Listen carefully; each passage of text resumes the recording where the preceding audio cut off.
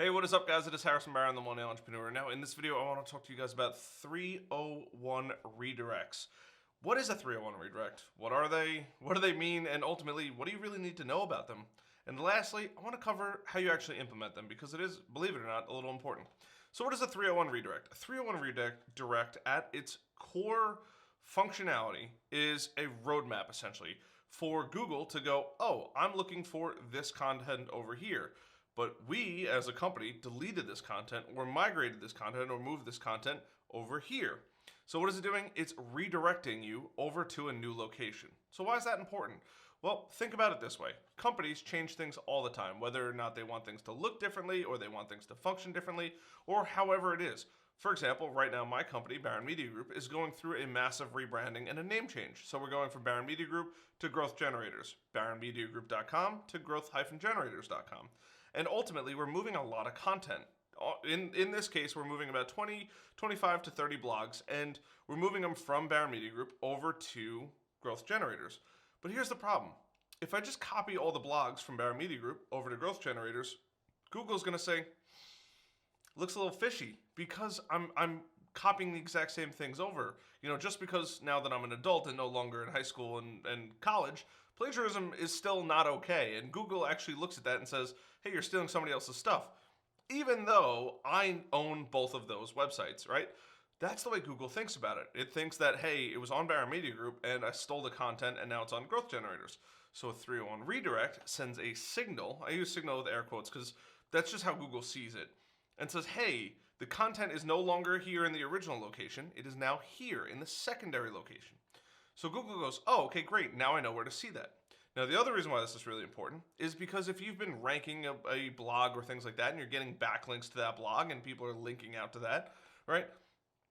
That's all good, but what if that blog vanishes? Now, you don't want to ruin all those backlinks that you worked so hard for, so now they're going to go to the new location with that 301 redirect. Now, there's two different kinds of 301 redirects. There's a single link redirect and a group redirect. Now, a group redirect you can do on one website to another area on one website. So, for example, if I had barronmediagroup.com/post/ whatever the blog post title is, right? But I wanted it to say blog instead of post, I would need to do a group 301 redirect. This basically tells Google, hey, we just moved this giant set of data from here over to here. Really sorry about that. Just redirect everybody over. No big deal. Super easy. Now, in this case, we're using Wix, but you can do this on pretty much every platform. It's super easy. And when I say every platform, I mean WordPress, Squarespace, Wix, Weebly, Kajabi. I mean, you name it, it can be done on every platform. It is pretty elementary stuff because people are constantly either deleting new pages or deleting old pages, I should say, and they're constantly creating new pages that things need to be redirected to.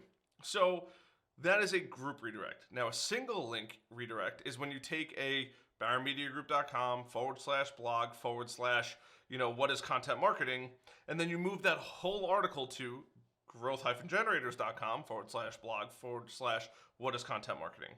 Now we're moving it to a completely different domain, different type of redirect. Now, in this case, it's still a 301 redirect, but it's just the process and procedure that you need to go through. So we're actually going to jump over to my computer, and I'm going to show you exactly how we do it in Wix, and we're going over to a platform called Webflow, where our new website is built. Just allows for a little more functionality and things that we're looking for. But ultimately, that is what a 301 redirect is. It's just a treasure map, a little roadmap for Google to say, hey, I'm looking for this content. Oh, it's no longer there. Where is it now? Okay, it's over here. Perfect. Thank you so much. See you later. Super helpful. It'll help prevent you from losing ranks in SEO and all that kind of stuff. So just keep that in mind. It is very important in that regard. So let's jump into my computer right now and we will go check it out. So this is the old website.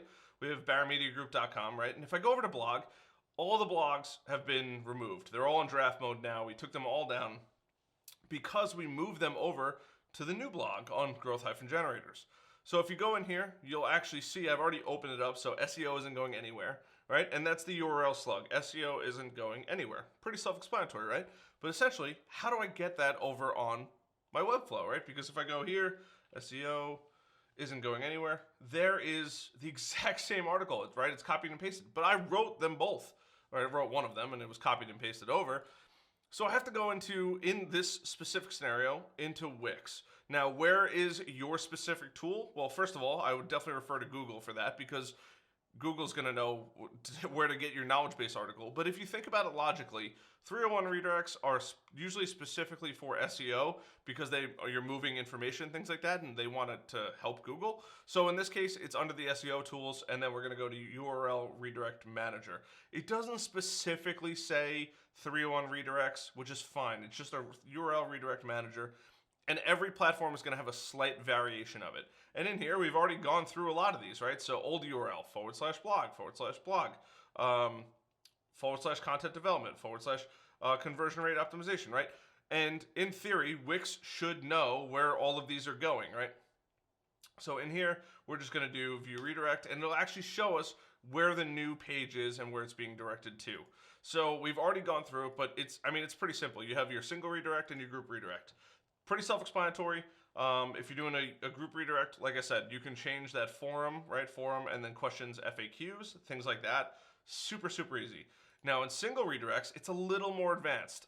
You need to actually enter in the whole URL, or better yet, in this case, the slug that you want moved into the new URL, which is that you need to put in the entire URL. And it actually tells you right here, choose a, say, page from the list, or add your own URL, right? Pretty simple. We'll trim the domain if it redirects to a page on your site, right? All that kind of stuff. And then right here, to make things easier, we'll trim the URL if you include the domain. Simple enough, right? And that's it. You would just hit save and close and let it be. You're done. There's nothing else you need to do. And all these have been redirected, and that's it, right? What are 301 redirects? It's pretty simple. Wix is just giving you a bunch of information. But essentially, that's really all you have to do. You just have to provide that roadmap from one location to the other, so Google now knows about it. Now, as far as like SEO goes and what do you have to do afterwards, the only thing that I would absolutely say you should do is actually go into your search console. So if you want, I will jump into my search console so you can take a look real quick. And you're just going to pull up your website. Now, this website is obviously at 0 because we pulled it a while back. We actually removed all the blogs and then we pulled it. And I just submitted the sitemap again. I just wanted it to know that, hey, we made a bunch of changes on this website, right? And because that's the website where all the changes were, I actually don't need to go update the other website, growth-generators.com, because there's no changes done on that website. The only changes that were done are on actually BaronMediaGroup.com's website, and because of that, I don't need to go in and mess around with anything else. Just submit the sitemap. At some point or another down the road, you're probably going to end up removing your domain if you're moving domains.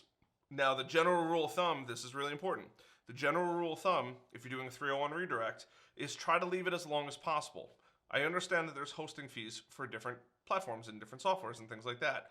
If that is the case and you are spending money, the general rule of thumb is 1 year. Now, in my personal belief, I would say you could probably wait between 3 and 6 months before you get rid of it completely. That would be something that I would say is probably pretty concrete. Now, there's no right or wrong answer. If you could leave it for years, of course, leaving it for years is going to be the best thing in the world. But that's not realistic. So the rule of thumb is 1 year. Honestly, if you don't have that much content, you're probably looking at 3 to 6 months. And I say that because web hosting could be $20. It could be, if you're on Kajabi building your stuff, it could be $200. So that's per month. That adds up to a lot of money. $20 for 12 months, $240. $200 times 12 months, talking about $2,400. Big difference, right? So keep that in mind. Leave it up for as long as you possibly can.